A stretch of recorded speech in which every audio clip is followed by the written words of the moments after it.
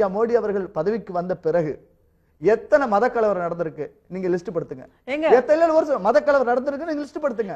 ஒண்ணும் கிடையாது. 2018 டிசம்பர் 26 வரையிலான கணக்கெடுப்பின்படி மத அடிப்படைவாதம் மூலம் 93 கலவரங்கள் நடைபெற்றுள்ளதாகவும் 2018 ஆண்டில் மட்டும் காவி கும்பலின் அட்டூழியத்தால் 30 பேர் உயிரிழந்துள்ளதாகவும் ஹேட் கிரைம் வாட்ச் தெரிவித்துள்ளது. பாஜக ஆட்சிக்கு வந்த பிறகு குஜராத்தில் மட்டும் ஏறத்தாழ 36,000 மத கலவரங்களும், மத்திய பிரதேசத்தில் 32,000 கலவரங்களும், சத்தீஸ்கரில் 12,000 கலவரங்களும் நிகழ்ந்துள்ளதாக தேசிய குற்ற ஆவண காப்பகம் தெரிவித்துள்ளது.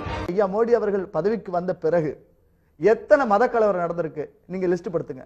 கலவரங்கள் செய்வதில் காவி முதலமைச்சரான யோகி ஆதித்யநாத்தின் உத்தரப்பிரதேசம் முதலிடத்திலும், பாஜக ஆதரவுடன் நிதிஷ்குமார் ஆட்சி செய்யும் பீகார் 2ஆம் இடத்திலும், 3வது இடத்தில் பாஜக ஆட்சி செய்த குஜராத்தும், 4வது இடத்தில் ராஜஸ்தானும் இடம்பெற்றுள்ளன. 2013ஆம் ஆண்டு பாஜக உள்ளிட்ட RSS அமைப்புகள் ஆட்சியை கைப்பற்றும் நோக்கில் மேற்கொண்ட வெறுப்பரசியல் காரணமாக 9 கலவரங்களும் 2 கொலைகளும் நிகழ்ந்துள்ளன. மோடி ஆட்சிக்கு வந்தவுடன் 2014ஆம் ஆண்டில் மட்டும் காவி கும்பல்களால் 18 கலவரங்கள் நிகழ்த்தப்பட்டு 4 படுகொலைகள் அரங்கேறியுள்ளன. 2015ஆம் ஆண்டு 30 கலவரங்களும் 18 கொலைகளும் நிகழ்த்தப்பட்டுள்ளன.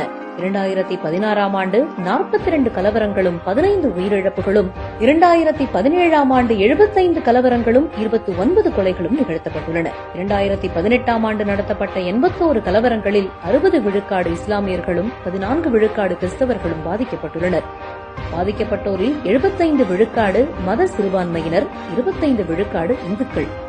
நடத்தப்பட்ட கலவரங்களில் 27 விழுக்காடு கலவரங்கள் பசு பாதுகாப்பை முன்வைத்தும், 14 விழுக்காடு கலவரங்கள் மதங்களுக்கிடையே வெறுப்பை உருவாக்கும் விதத்திலும், 9 விழுக்காடு கலவரங்கள் மத மாற்றத்தை எதிர்க்கும் நோக்கிலும் நிகழ்த்தப்பட்டுள்ளன. ஐயா மோடி அவர்கள் பதவிக்கு வந்த பிறகு எத்தனை மத கலவரம் நடந்திருக்கு நீங்க லிஸ்ட் படுத்துங்க. மோடி ஆட்சிக்கு வந்த பிறகு மதத்தை வைத்தும், பசு பாதுகாப்பை முன்வைத்தும் ஏராளமான படுகொலைகள் நிகழ்ந்துள்ளதாக ஹேட் கிரைம் வாட்ச் என்கிற அமைப்பு தெரிவித்துள்ளது.